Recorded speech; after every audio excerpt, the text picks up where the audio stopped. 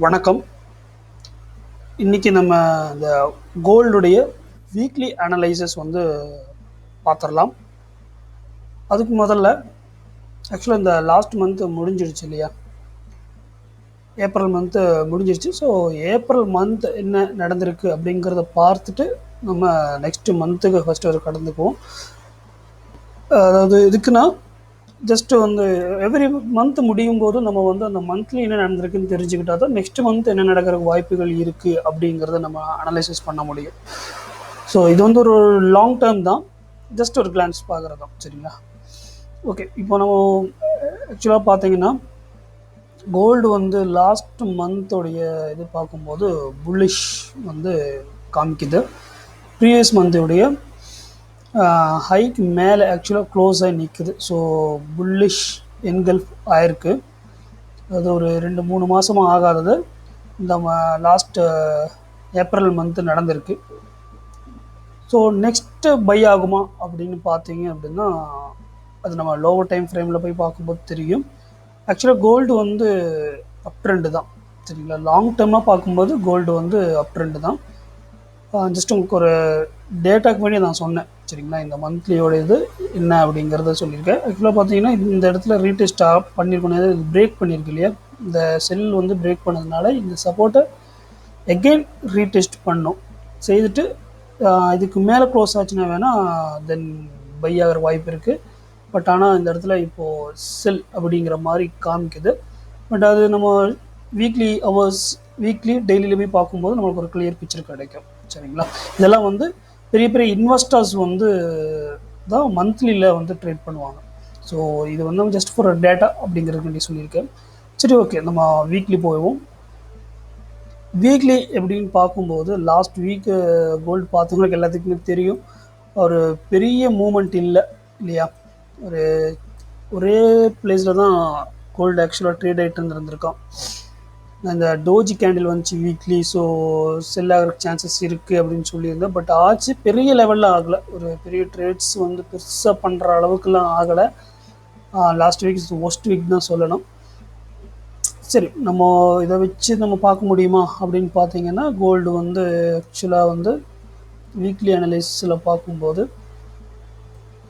என்னோடய சேனலை ஃபாலோ பண்ணுறவங்களுக்கு தெரியும் இந்த ட்ரெண்ட் லைன். ஓகே,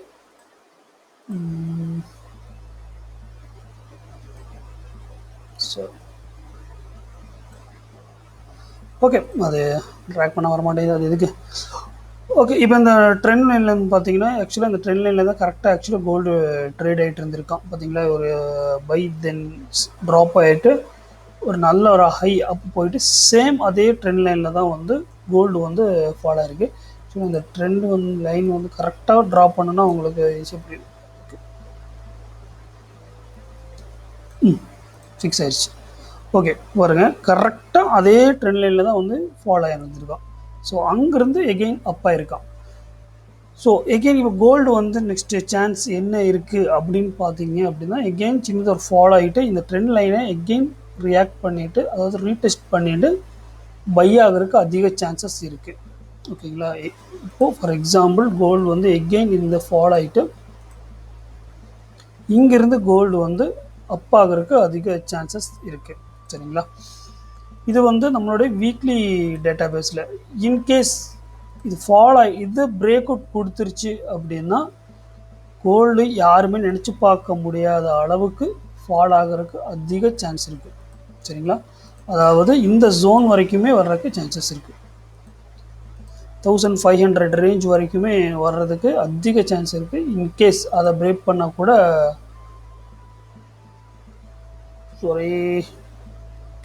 இந்த ஜோன், இந்த சப்போர்ட் ஜோன், அதாவது 1400 நினைப்பீங்க கோல்டு அவ்வளோ கீழே வருமா அப்படின்னு சொல்லிட்டு.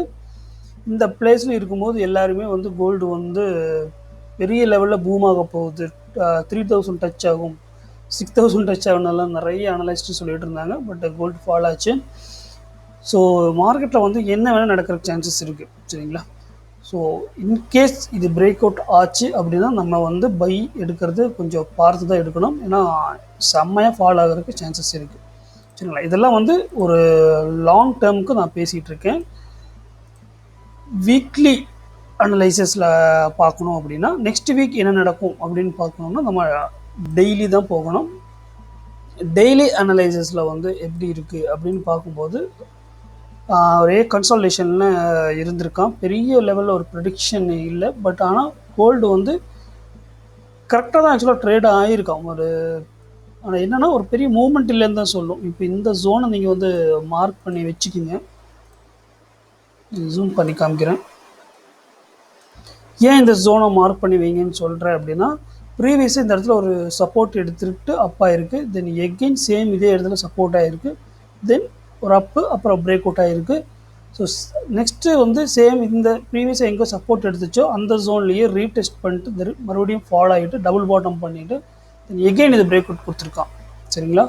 இப்போ தென் பாருங்கள், மறுபடியும் சேம் இதே ஜோனில் தான் வந்து கோல்டு வந்து ரிஜெக்ட் ஆகிருக்கு. ஆக்சுவலாக சொல்ல போனால் இன்கேஸ் கோல்டு வந்து இந்த ஜோன்லேருந்து பை ஆகிறதுக்கு சான்சஸ் இருக்குது.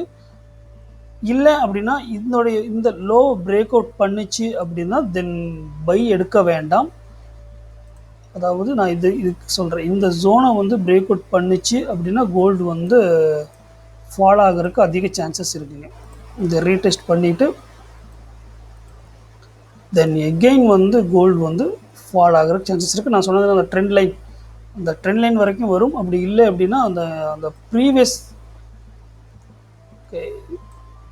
சப்போர்ட் ஜோன், இந்த ஜோன் வரைக்குமே வர்றதுக்கு கோல்டு சான்சஸ் இருக்குது. இந்த ஜோன் வரைக்குமே வர்றதுக்கு கோல்டு அதிகப்படி சான்சஸ் இருக்குது.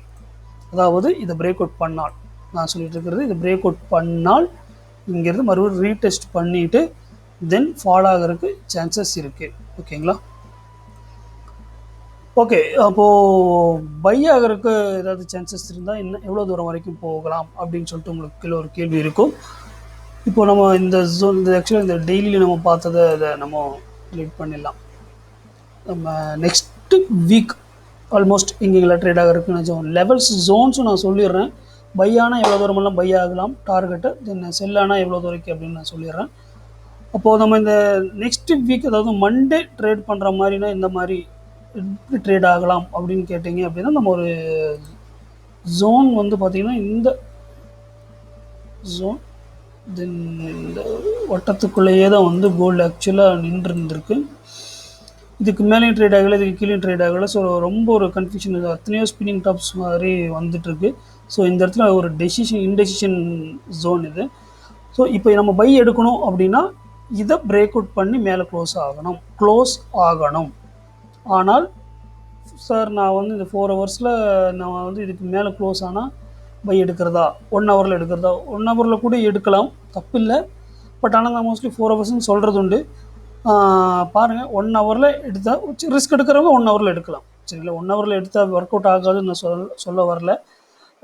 1 ஹவரில் எடுத்தீங்க அப்படின்னா ரிஸ்க் எடுக்கிறவங்க எடுக்கலாம். சரிங்களா? இன்கேஸ் இது பை இந்த மாதிரி இதுக்கு மேலே க்ளோஸ் ஆச்சு அப்படின்னா, இந்த ஜோனுக்கு மேலே க்ளோஸ் ஆச்சு அப்படின்னா நீங்கள் வந்து பை இங்கே வரைக்கும் எடுக்கலாம்னா ஃபஸ்ட்டு டார்கெட் வந்து 1785 ரேஞ்ச் வரைக்கும் எடுக்கலாம்.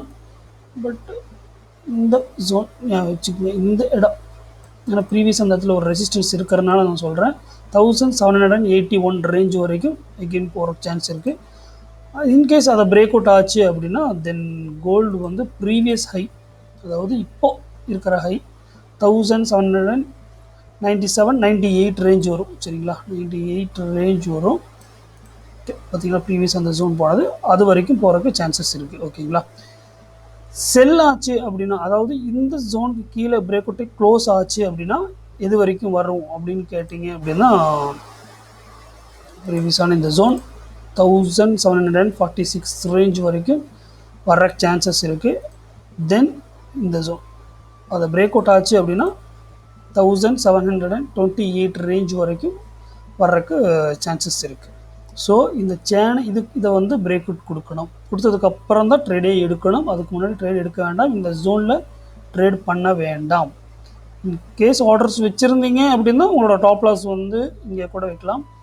பை எடுத்திருந்தீங்க அப்படின்னா உங்களோட டாப் லாஸ் இதுவாக இருக்கணும். செல்லாக இருந்துச்சு அப்படின்னா உங்கள் டாப் லாஸ் இதுவாக இருக்கணும். இன்கேஸ் அப்படியே ஃபாலோ ஆகிறதுக்கும் வாய்ப்புகள் இருக்குது. சரிங்களா? ஸோ இதுதான் ஆக்சுவலாக கோல்டுடைய நெக்ஸ்ட் வீக்குக்கான டார்கெட்ஸ் நீங்கள் நோட் பண்ணி வச்சுட்டு நீங்கள் ட்ரேட் பண்ண ஆரம்பிக்கலாம். ஓகே கைஸ், இந்த வீடியோ உங்களுக்கு யூஸ்ஃபுல்லாக இருக்கும்னு நினைக்கிறேன். சப்போர்ட் பண்ணுங்கள், லைக் பண்ணுங்கள். ஏன்னா மற்றவங்க பார்க்குறக்கு ஒரு சான்சஸ் கிடைக்கும். நீங்கள் பண்ணுற லைக்ஸும் நீங்கள் நல்ல ஒரு பாசிட்டிவ் கமெண்ட்ஸ் பண்ண இருந்தது அப்படின்னா, வீடியோவில் பாசிட்டிவான விஷயங்கள் இருந்தது அப்படின்னா ஸோ தாராளமாக பண்ணுங்கள். ஸோ அது மற்றவங்களுக்கு ப்ரமோட் ஆகிறதுக்கு வாய்ப்புகள் இருக்குது. அதனால தான் சொல்கிறேன். Okay, thank you.